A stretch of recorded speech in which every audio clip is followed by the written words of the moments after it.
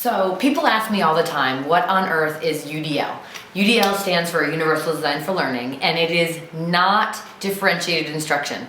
Whenever I present to teachers or I talk to teachers and I say, oh, UDL is a really great way to give kids choices for how they're going to learn and how they're going to personalize their learning, I hear, oh, I do that already. We used to call it DI.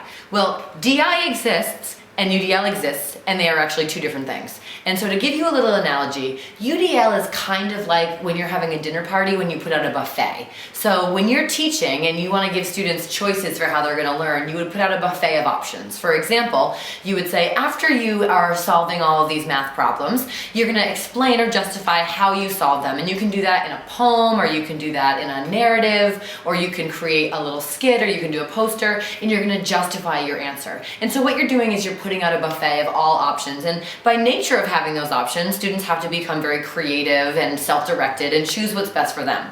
Differentiated instruction, on the other hand, is a similar framework in that it's still providing options for students, but those options are often managed by the teacher. For example, I might say to a certain student, you know, I know you have a hard time writing, and so why don't you draw me a picture about how you solve that? Or I might take a whole group of students who I think need a little bit more challenge, and I take them aside and I say, okay, because you're finished, I want you to work on this. And so those options are kind of like making meals for every single kid in your class. And if I had the option to either put out a buffet and allow my students to choose, or to make 30 meals, I would choose putting out a buffet. And so part of teaching and learning today is about giving students control of their own learning and transferring some of that power back to them, because coming up to a buffet requires that you have to self-assess and you have to think about what is it that you need to eat and what is it can you eat, and then you put it on a plate together. Whereas as teachers, if we're worried all the time about creating these perfect meals for everyone, we're going to be exhausted